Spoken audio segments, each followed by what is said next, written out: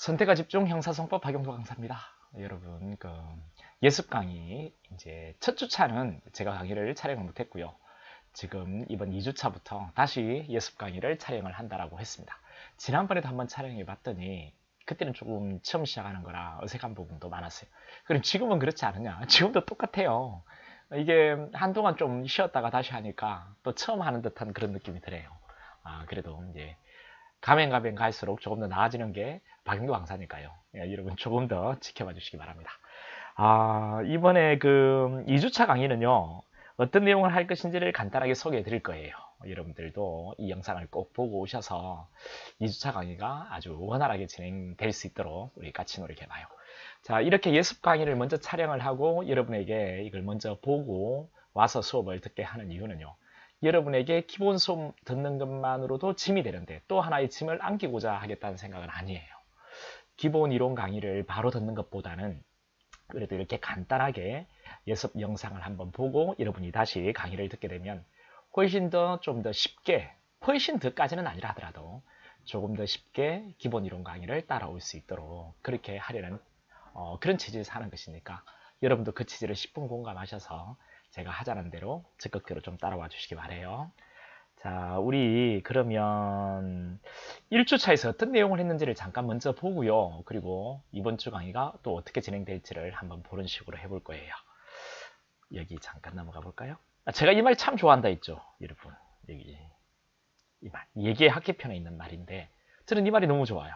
배워본 연후에 부족함을 알게 되고 가르쳐본 연후에 어렵다는 것을 알 수 있는 것이다. 부족함을 알게 된 후에 스스로 반성할 수 있고 어려움을 알게 된 후에 스스로 노력할 수 있다.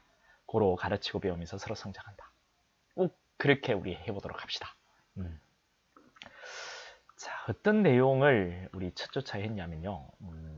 이건 넘어가고요. 넘어가고 자, 이것을 잠깐 보여드릴게요. 우리 첫 주차에 했던 내용이 자, 이런 내용들을 했습니다. 일단 형사소법 전반에 대한 어떤 개관을 먼저 했고 이 수사 단계에 대한 공부를 했었어요. 여러분들 이 수사 단계에 보이시죠? 여기 피의자, 그리고 이 수사의 대상이 된다를 피의자라고 한다 했죠. 그리고 이 수사기관의 수사활동을 도와주는 참고인, 그리고 자, 이런 수사를 먼저 사법경찰이 먼저 수사를 한다라고 했죠. 이것을 검사에게 넘기는 행위를 송치라고 한다 했습니다.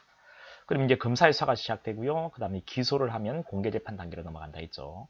공개재판을 하고 나서 이제 죗값이 형이 정해지고 나면 집행하는 일련의 과정을 공부한다라고 했습니다. 그 중에서 우리가 첫 주차에 공부했던 내용이 바로 이 부분을 했습니다. 이 부분. 수사의 의의, 수사기관, 피의자 수사의 조건을 공부했고요. 그리고 수사를 개시하기 위한 원인, 이게 수사의 단서라고 한다 했죠. 그 수사기관 자신의 체험에 의한 수사의 단서인 변사책임 시 불신검문, 이것을 공부를 했고요. 그리고 타인의 체험에 의한 수사의 단서인 고소, 고발자수 중에 고소의 한 3분의 1을 우리가 공부를 했었습니다. 나머지 3분의 1을 이번에 공부를 할 거고요. 그리고 고발과 자수에 대해서는 간단하게 언급만 하고 넘어갈 겁니다. 고발과 자수는 중요한 부분이 아니거든요. 그래도 간단하게 언급을 하고, 그리고 고발과 자수에 대해서 조금 더 깊이 있게 들어가는 내용들은 우리 2단계 강의에서 우리가 하도록 할 거예요. 그럼 이번에는 이제 고소의 3분의 1을 한다라고 했죠. 여러분들에게. 네, 그런 것을 설명할 거고요.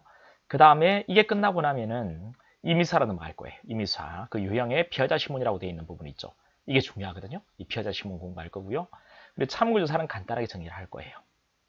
그리고 이렇게 내려와서 강제처분을 공부할 겁니다. 강제처분. 강제처분은 그 기소를 기점으로 해가지고 여기 보세요. 기소를 기점으로 해가지고 기소 전에는 수사기관이 하는 거고요. 기소 이후에는 법원이 하는 거거든요. 근데 우리 먼저 수사기관이 하는 대인적 강제처분. 우리 수사기관이 하는 강제처분을 강제수사라고도 불러요.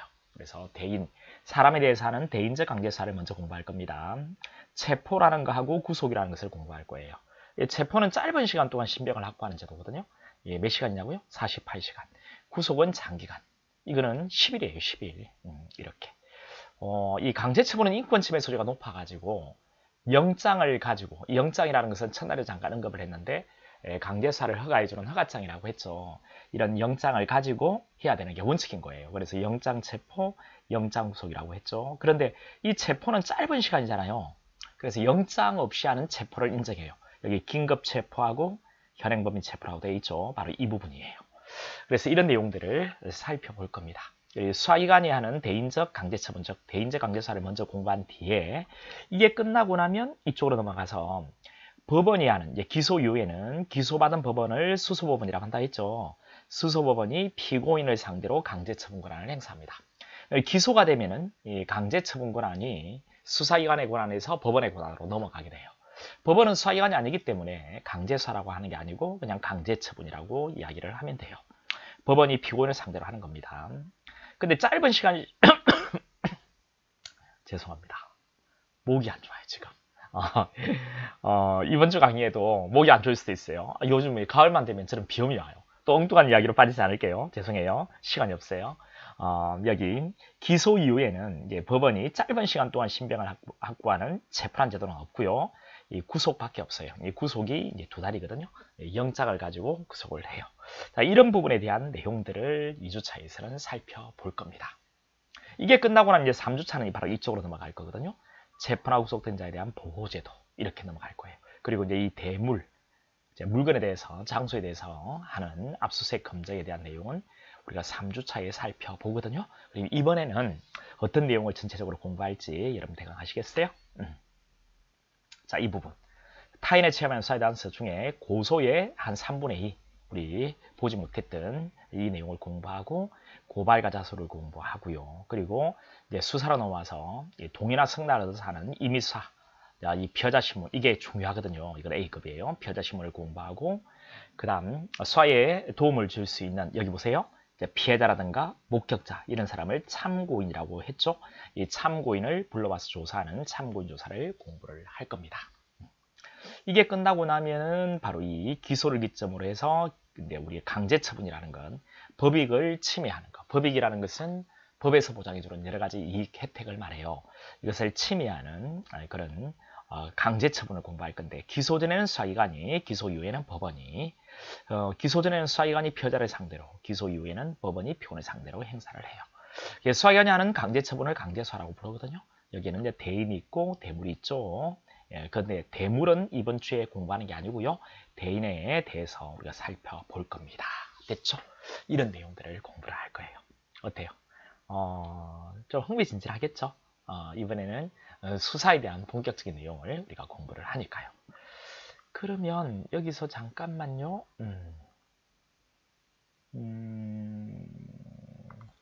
여기가 17페이지에 여기 보세요. 자, 지난주에 이 고소 파트에 고소권자, 고소기간, 고소제한, 고소방식까지 공부했습니다. 근데 교과서를 우리가 공부하지 않아서 이번 주에는 잠깐 교과서 내용을 언급을 해드릴 거예요. 그렇게 하고 여기 고소 취소를 공부할 겁니다. 고소를 취소할 수 있는 권한을 가지고 있는 사람들도 공부를 할 거고요. 그 다음 고소를 취소하는 시기도 공부할 거예요. 비친고죄는 그 고소가 수사의 단서이고 수성조건이 아니라고 했잖아요. 비친고죄는. 그래서 고소가 없어도 기소를 할 수 있는 게 비친고죄죠. 따라서 이 취소를 할 때 있잖아요. 비친고죄는 기간 제한이 없어요. 근데 친고죄는 고소가 수성조건이다 보니까 취소의 기간 제한이 있습니다.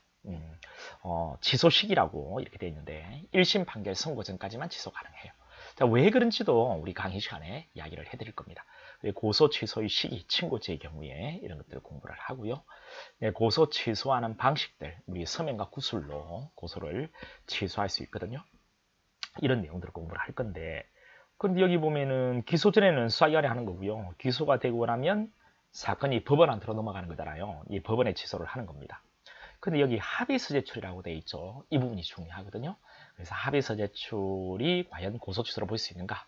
이런 내용들도 공부를 할 겁니다. 그리고 고소 취소 대리인을 통해서 할 수 있거든요. 이런 내용들.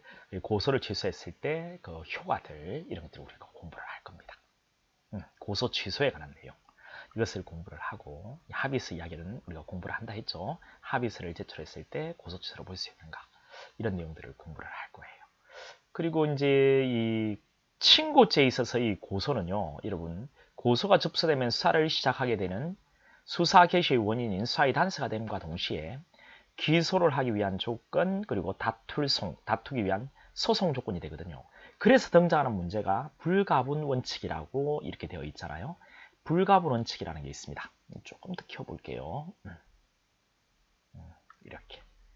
불가분원칙, 이 주관적 불가분, 객관적 불가분에 대한 내용을 공부를 할 겁니다. 그럼 잠깐 제가 한번 빠져볼게요. 들어가. 이렇게. 자, 제가 들어가고 나니까 훨씬 좋아요, 여러분들. 훨씬 좋아요. 안 보이니까. 불가분원칙, 나눌 수 없는 원칙이라는 건데, 여기는 이제 주관적 불가분이 있고 객관적 불가분이 있어요. 이 주관적 불가분은 이렇게 공범이죠. 이게 공범이거든요. 공범을 한 놈으로 취급한다는 게 이 주관적 불가분. 객관적 불가분은 하나의 범죄를 나눌 수 없다는 이런 사건의 불가분성 이론에 입각해서 만들어진 것인데, 하나의 사건은 이제 나눌 수가 없거든요. 이런 내용들을 우리가 공부하는 게 불가분원칙입니다. 왜 이런 불가분원칙이 등장하냐고요? 친고죄의 고소가 소송 조건이다 보니까 그런 거예요. 이런 내용들을 우리가 공부를 할 거예요. 됐죠? 이게 나오면 안 되는데. 이게 나와야 되는 거죠. 아직은 이렇게 조금 서투르다니까요. 자, 이게 이제 끝나고 나면, 어떤 걸 공부를 하냐면요. 우리가, 그래, 불가분에 대한 이런 내용들을 우리가 쭉 공부를 해요. 이게 조금 더 이제 자세하게 들어간 내용들이잖아요. 자, 이런 내용들을 우리가 쭉 공부를 다 할 겁니다. 이게 다 하고 재밌겠죠. 예, 되게 재밌어요. 그리고 고발가자수에 대해서는 간단하게 언급을 한다라고 했습니다. 이렇게 하고, 자, 임의수사, 피해자 신문과 참고조사라고 되어 있는데요. 다른 게 아니고요. 여기 조사실이에요. 여러분 뭐 드라마나 영화 같은 것도 우리 많이 보면 이런 거 나오잖아요. 수사기관이 조사실에 피해자를 불러와서 조사를 하는 겁니다. 이거 조사를. 피해자 신문요. 이번에 뭐 우리 그 조국 그 법무부 장관 이제 후보자였을 때 말이죠. 그때 그 부인 되는 사람요. 정 교수 말이죠. 그 피해자 신문도 안 하고 이렇게 기소를 했다는 뭐 이런 여러 가지 이야기가 있었지 않습니까? 그죠? 그 피해자 신문이에요. 수사기관이 피해자를 데리고 와서 궁금한 것을 질문을 던지는 이런 이야기들이죠. 이런 수사활동을 피해자 신문이라고 하거든요. 이런 피해자 신문 전반에 관한 이야기, 이 피해자 옆에 법률 전문가인 변호인이 도와주는 이런 내용들, 이 피해자와 신뢰관계에 있는 자가 옆에 동석하는 이런 내용들, 피해자 신문할 때 그때 영상 녹화하는 이런 내용들 우리가 공부를 할 겁니다. 그 옆에 보면 참고인 조사라고 되어 있죠. 이것도 확대해서 옆으로 보내볼게요. 이 참고인 조사라는 것은 여기 이제 참고인은 피해자 목격자죠. 이네를 이제 이야기 들어볼 필요가 있겠죠. 수사기관이 피해자 이야기만 들어서는 안 될 거 아니에요, 그죠? 피해자나 목격자 이야기도 들어봐야 되겠죠. 자, 이것을 참고인 조사라고 합니다. 이 참고인이 만약에 피해자라고 했을 때 그 신뢰관계에 있는 자의 동석제도로 공부를 할 거고요. 그리고 영상 녹화, 이 참고인 조사하는 과정을 영상 녹화하는 것도 우리가 공부를 해요. 그런데 이 참고인 조사보다는 피해자 신문이 월등히 중요한 내용이다. 자, 이런 내용들 우리가 할 거예요. 그리고 여기 보면 통신자 조치라고 되어 있죠. 이 부분은 좀 중요해서 간단하게 설명을 드릴 겁니다. 수사를 할 때 뭐 피해자라든가 아니면 또 다른 어떤 제3자가 있을 때 아니면 피해자 공범들끼리 전화 통화 같은 걸 할 때 이 몰래 이제 감청하는 거 있잖아요. 예, 통신자 조치라고 하는데 이런 부분에 대한 내용들도 간단하게 한번 살펴보도록 하죠. 그리고 나서 이제 대인적 강제 처분을 공부를 할 건데요. 제가 잠깐 들어갈게요. 여기. 대인적 강제처분. 여기 보면은 대인적 강제처분은 뭐냐면 법익을 침해하는 것이거든요. 법익이라는 것은 다른 게 아니고 이제 법에서 보장해주는 여러 가지 이익, 혜택이라 생각하면 돼요. 이런 법익을 침해하는 것을 강제처분이라고 합니다. 당연히 법에서 보장해주는 여러 가지 이익을 침해하니까 인권 침해 소지가 높겠죠. 그래서 이제 규제하는 세 가지. 법정주의, 영장주의, 비례의 원칙이라는 게 있거든요. 이 기소를 기점으로 해서 기소 전에는 수사기관이 피해자를 상대로, 기소 이후에는 법원이 피고인을 상대로. 그래서 이 수사기관이 하는 것은 체포하고 구속 두 가지 제도가 있다고 했죠. 체포는 48시간 짧은 시간, 구속은 10일이라는 장기간 이런 이야기를 했습니다. 영장을 가지고서 하는 체포가 원칙이고요. 영장 없이 하는 체포가 있어요. 이 긴급 체포하고 현행범 체포. 이게 시험에서는 중요합니다. 자, 이런 내용들을 공부를 할 거예요. 근데 이 구속은요, 여러분, 체포를 먼저 거친 뒤에 구속으로 넘어가는 것도 있고요. 바로 처음부터 바로 구속을 할 수도 있습니다. 근데 만약에 체포를 거친 뒤에 구속으로 넘어가잖아요. 그럼 이 구속은 이 체포된 날부터 구속기간 10일이 계산되는 거예요. 자, 이런 전반적인 세밀한 내용들은 우리가 강의 시간에 하도록 하겠습니다. 네, 기소가 되면 이제 법원은요, 피고인을 상대로 구속밖에 못 하거든요. 체포란 제도 자체가 없어요. 구속은 2달인데 영장을 가지고 하는 겁니다. 이 기소된 날부터 2달이 되는 거예요. 자, 이런 내용들을 순차적으로 공부를 할 겁니다. 여기서 영장체포, 긴급체포, 현행범체포, 구속에 관한 내용을 하나씩 살펴볼 거예요. 자, 먼저 피해자 구속에 대한 내용들 좀 구체적으로 살펴보고요. 그리고 피고인 구속에 관한 내용들 구체적으로 이렇게 내용들을 살펴볼 겁니다. 그리고 이제 구속 기간들 있죠. 수사기관의 구속 기간, 그리고 법원의 구속 기간, 이런 내용들을 살펴봄으로써 이번 2회차 강의를 마칠 겁니다. 여기까지 우리가 볼 거거든요. 그리고 좀 가능하다면 이 구속영장의 효력 범위 이 내용까지 보면 더 좋을 거는 같아요. 그런데 이 부분은 뭐 원래 이번 주 진도는 잡혀 있지 않거든요. 자, 이번 주 강의는 대강 이런 내용들을 할 겁니다. 아직은 어떤 내용인지 처음 하는 친구들은 잘 모를 거고요. 두 번째 이해독을 하는 친구는 이런 내용을 공부했지라는 게 조금 떠오르죠, 그죠? 그래도 뭐 이번에 또 하면 실제로 해보면 많이 또 생각이 날 겁니다. 그리고 이번 첫 1회독을 하는 친구들은 항상 이제 여러분 명심하세요. 워밍업이라고 있죠. 처음에 속도를 낼 필요가 없습니다. 2회차 강의부터 여러분이 속도를 내시면 되거든요. 자, 그러면 이번 예습 영상은 여기서 일단 마치도록 하겠습니다. 이번에 좀 길었는데 앞으로는 10분 내로 좀 짧게 여러분에게 전달하는 식으로 하겠습니다. 그럼 기본 강의, 2회차 강의에서 만나도록 하겠습니다. 안녕, 잘 자세요.